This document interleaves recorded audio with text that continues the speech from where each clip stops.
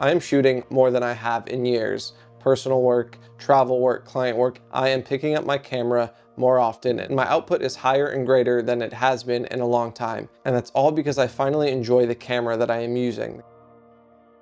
Hey, how's it going? My name is Jacob and this is part 2 to the video that I had posted a few weeks ago about selling all of my Canon gear and switching to a new system that reignited my love for photography again. And I intentionally left the other camera out of it to really focus on why I got rid of all my Canon gear and what I didn't like about it. And in this video, I'm going to go over what I switched to and some of the things I like and don't like about it and what is next for me and this new camera system and some of the things I have in store over the next coming months. There were some good guesses in the comments and I got a few DMs on Instagram. There were a few people who had made the right guess, but for the most part, it was split pretty evenly among different camera systems. So for those of you who guessed Fuji, you got it right. I switched to the Fujifilm GFX 100S2 and I got this sometime late last year and I have continued to use it and get used to it, and I'm still learning a lot about this system, but I've had it, I think, just for a little bit over 6 months now, and I love it. Right now, my kit consists of the GFX 100S2 and the 32-64 zoom lens.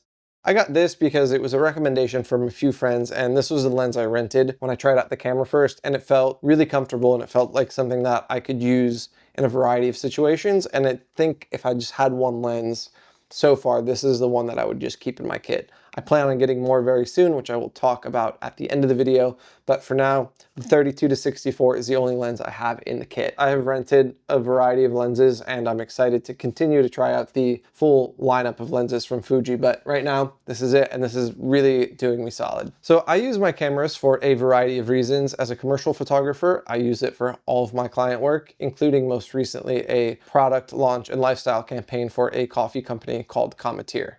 I also love travel photography, so I will bring my cameras with me on my vacations or on photography trips or just on little weekend getaways with my fiance, like this past weekend. I do a lot of test shoots and portfolio shoots too, and this is the primary camera I've been using. I did a menswear spec shoot a few weeks ago out in Malibu, and I had this camera, this lens, and one other lens that I rented with me. So this kind of covers all my bases. I still do have my Leica Q2, which I bring on certain projects, but this is like my main workhorse for client work and for any like really meaningful personal work I'm trying to create. And I'll get more into some of that also later in this video about what is next with me and this camera. All right, I think this is the part that everybody looks the most forward to, and this is gonna be my honest take and my review of this camera after, 6 or 7 months now. So I got the GFX 100S2 instead of the GFX 100 II. The main reason I got this one was just the price. I didn't know if I was gonna love it, and I didn't want to spend the extra few $1,000s at that point. So getting the GFX 100S2 felt like this was gonna be enough for me, and I decided that if I needed that extra horsepower, I would go ahead and sell this and get the GFX 100 II, but I don't think I've reached that point yet. I don't think I've used this to its full capacity yet, so I'm gonna hold off and I'm gonna keep this for now. So one of the first things that I think was a little bit of a bummer for me on this one was it only has SD card slots. It has a dual SD card slot, and I have so many CF Express Type B cards that I don't have a use for anymore, and as everybody knows, memory is very expensive. Memory cards aren't cheap, and I had stopped using SD cards for the most part a few years ago. So I had to buy some newer, bigger and faster SD cards for this camera because these files are 100 megapixels and I couldn't just throw any memory card in here and trust that it would keep up with what I was shooting. So that was a little bit of a bummer, but it is what it is. I've made it work. I still have my CF Express B cards because I know they'll come in handy at some point. And it never hurts to have more SD cards in the kit. One thing that I have been really, really enjoying on this, and I think it's something that most Fuji users love and praise about these cameras, are the film simulations. And I haven't made my own recipes yet. I'm excited to start getting into that, but just from what I've been using on here, it has made shooting a little bit more fun, right? Because you can see just a quick rendering of what it's like with maybe some color and contrast added to it. And it just helps me shoot, and it helps me dictate how the light might look with a little bit of contrast on it and in the manner that I am going to end up editing it on. I think before I would kind of negate the editing process while I was shooting. I would just only be thinking about the lighting and the composition as it appears straight out of camera. And I think that's a really good thing to consider most of the time. But there have been a few times where I'm like, oh wait, this actually looks better because of the contrast that's added here. I think I just have a different perspective while I'm shooting, and it's been really fun to get into that. I think the next thing is a pro and a con. It is something that I really, really love about this camera, but it's also something that is a little bit of a bummer, and it's the file sizes. It's a 100 megapixel camera. You could fill up, you know, a terabyte a lot quicker than you could on, you know, my R5. Luckily, you can change the compression on the raw files and the bit depth. So if you don't want to shoot 16-bit, you can shoot 14-bit. And it does save a little bit of the memory. And for some things that I shoot, I don't necessarily need all that information. So the good thing is I can choose the compression on the camera. And if I know I need to crop a lot, or it's going to be for a client campaign that is out of home, I don't have to compress it at all, and I can save all of that information. But if it's maybe just a test shoot or something that doesn't need or require all of that information, I can go ahead and compress it. I am filling up cards and hard drives a lot quicker now, but I'm learning to adapt my workflow and everything to it. And it's forcing me not to just hold down on a continuous shutter the entire time. I'm shooting a little bit slower. So there are some benefits to it, but it is a little bit of a bummer considering how much memory costs these days. Okay, so the way that I got into medium format was via film photography. I was shooting on a Mamiya 645 for a while for a lot of my film photos, and I really started to love that aspect ratio a little bit more. And when I tested this camera out, the 4:3 aspect ratio just felt a little bit more natural for me. 2:3 is fine. It's not my favorite, and now I'm finding myself, I'm just preferring that 4:3 a little bit more. I don't know what it is about it.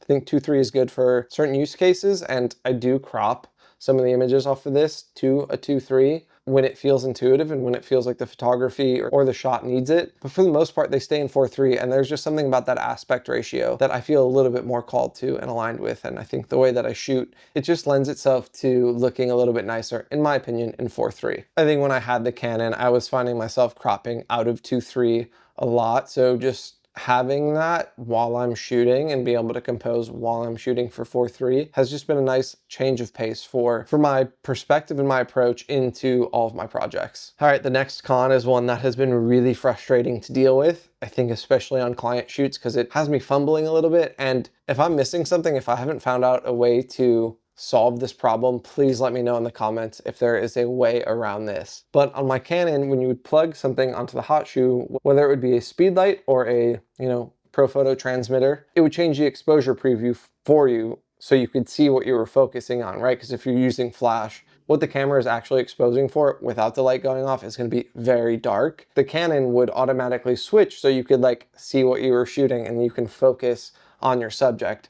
But with this, you have to go into the menu, all the way down, blah, blah, blah, find it, and then switch it and turn off the exposure and white balance preview every time you want to put something on or take it off. And there are times on a shoot where like I might go back and forth between natural light and using artificial light, and it just takes me out of it. I wish that was an automatic function and setting on this camera. And it's not the biggest deal, and I'm getting used to it, but I got really used to just being able to do what I needed to do and take the trigger on and off on my R5. And now it's just like, it's a little bit of an inconvenience. And I think that's what I'm finding out, that like, there are things like that in the menu system that are just like a little bit more of an inconvenience in the moment, but it doesn't take that much time to go ahead and switch it. Which leads me to the next thing that is a little bit frustrating. You can't change the custom white balance from the Q menu. You can select custom white balance, but to actually change the color temperature, you have to go in the menu system, scroll through the image quality menu, and change it manually in there. It's just like, again, it's just like another one of those things while you're shooting and you want to adjust the white balance. Maybe the light shifted, or maybe you are seeing something a little differently. It's like, okay,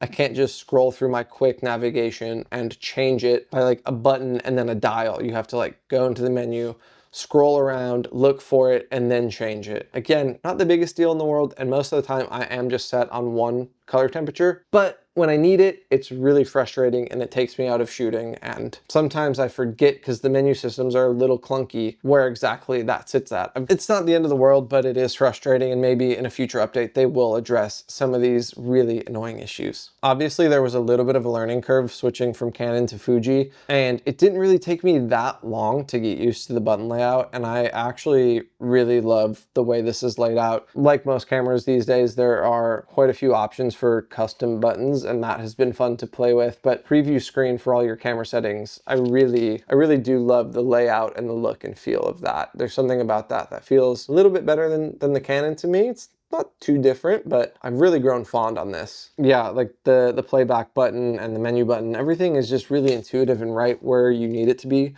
for the most part. But once you get into the menu system, that is a different story. Don't really have any complaints about the ergonomics and the layout of the physical camera itself, of the hardware. I think one of the things that really drew me to this, and is something that I continue to love, is the image quality and the depth of field of medium format is just, it's incomparable. Shooting on 35 for so long, I got so used to it. It was great. Photos from the R5 are good technically, and yeah, there's really no notes. It was a good camera, but once I started shooting on my Mamiya, I always was just gravitating towards that. And I was like, if I could shoot an entire project on that camera, I would. And when it came time for me to think about getting a new camera, I was like, well, if that's how I feel when I shoot that film, I know there's a digital version of that, so why not try that out and see if it has that same feeling for me, see if I still like the images as much as I do on the Mamiya.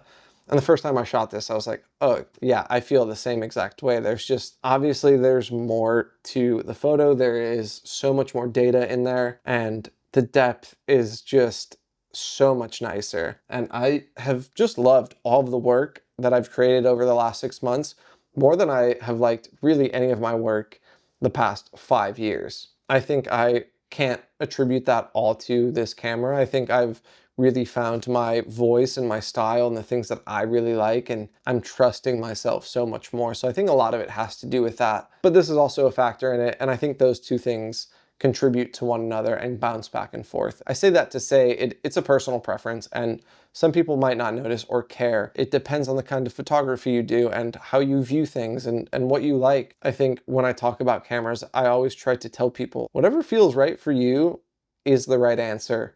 I don't think everybody should go out and get a GFX. You know what you like, you know what feels good in your hands, and you know what makes you excited to create. So I think you got to find that for yourself, find your personal preferences, find your taste, your style, etc., and go grab onto that, and don't listen to anybody else. Don't listen to me. Like, if you like Fuji and you like the GFX, great. And if you prefer to shoot on a Sony, that's just as great. I don't think it matters at the end of the day. I just so happen to feel good picking up this camera versus my Canon, and I switched, and it has made a huge difference internally and externally with the photos that I'm taking. So yeah, I love the image quality, the depth of field, everything about the way this camera renders the images makes me feel like I can express myself and I can take the photos that I need to take, how I need to take them in a way that is intuitive and genuine for me. And lastly, I know that that was just a really quick list and that's only a few things. There's so much more to learn about this. I've been tethering with it and I've had no problems tethering into Capture One with this. The screen is really great. It does what it needs to do. It comes out, it tilts. I don't have much to complain about other than the menu systems. It is really not much bigger than the R5. Yeah, a little bit heavier. I'm noticing that the lenses are a lot heavier on this than the R5, but that's okay. I hardly use this camera and I never really used my R5 as a daily carry, so it doesn't really bother me.